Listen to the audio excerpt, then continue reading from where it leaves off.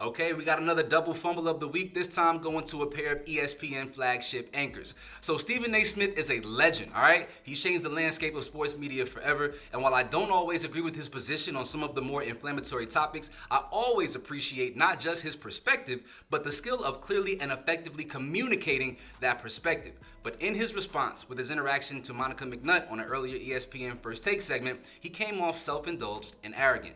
Now, I understand wanting to highlight the work you've done as a form of validation for the person that you are. Personally, I struggle with walking the thin line between letting my work speak for itself and telling people about the work that I've done. But it was the wrong time to highlight the women you've platformed when the topic was a lack of coverage for women's basketball, which you have not covered that much on your show, and likely because your audience until this year did not care much about it, which is fine. You don't have to accept the criticism, but you should make sure you hear it clearly so that your response is in line with what was actually spoken. But Stephen A. Smith, you are still the man. Our next fumble goes to a guy that I need to talk about really quickly. So Rob Parker, right, a couple of years ago was fired for referencing RG3 as a cornball brother. So imagine my shock the other day when I saw Pat McAfee reference Caitlin Clark as a white.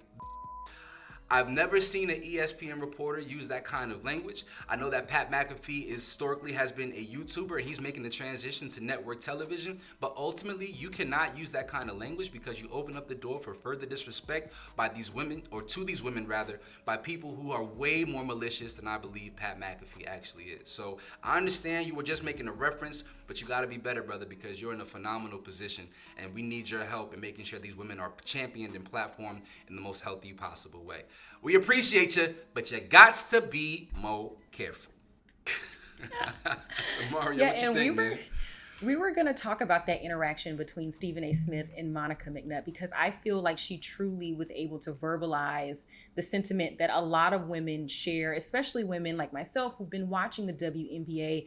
And Monica's like, look, we're not going to baby Caitlin. It's a welcome to the WNBA, welcome to the league. I've been saying that, by the way, but she did say that the actions of Kennedy Carter were not shared by, and the way that Kennedy reacted, her actions, all of those things were not shared by all the other women in the WNBA. However, we cannot baby her. And so I agree with that. And then I don't know how that situation got to, like you just mentioned, Stephen A. Smith talking about, well, I've been covering them, but, and you haven't. So, and she called him out, she checked him, and I thought that was great because a lot of people are really now talking about this whole situation, but they're kind of seeing it from a perspective of a former player like Monica McNutt.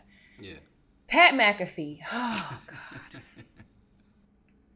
You literally proved our point. You proved our point in what you were trying to say. You were sitting here trying to go up for Caitlin Clark, but calling her a B in the same breath, like I said, you just proved everything that we're trying to say, sir. At the end of the day, for you to be able to say that so haphazardly, you don't respect women, sir. Because that should have never come. No, Rodney, it should have never come out of your mouth. That's why you're going to get the fumble of the month. And it's just the 6th. Look, you passionate about but this. Out of all the words, because of all the words that you could have used to talk about Caitlin Clark in that moment, you call her a white bee. You could have said that woman right there, that girl. You could have even said that girl. I would have let that slide. Everything else that you said in that is null and void at this point because you decided to use the most derogatory term for a woman. What if you would have said female? That would have been okay. I would have let that slide. I didn't. Okay. I don't like female, but I would have let that slide over B. I'm just wondering. So I'm not shooting him bail. I'm not defending it, but I just want to explain further. Like, he wasn't himself calling her a B. He was embodying the sentiment of people who he feels like have a negative perspective of Caitlin Clark's success. So it wasn't like, I just want to make that clear, right? I don't understand the rules of Pat McAfee's show as it pertains to ESPN. Obviously, he blew up on YouTube, and he was allowed to do so much more and so many different things that don't really work under the umbrella of the mouse.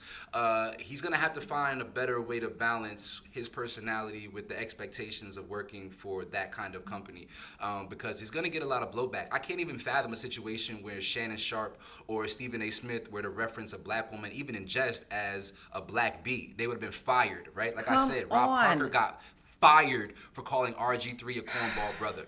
And so it does set, it does create a little bit of curiosity for me how ESPN handles this going forward.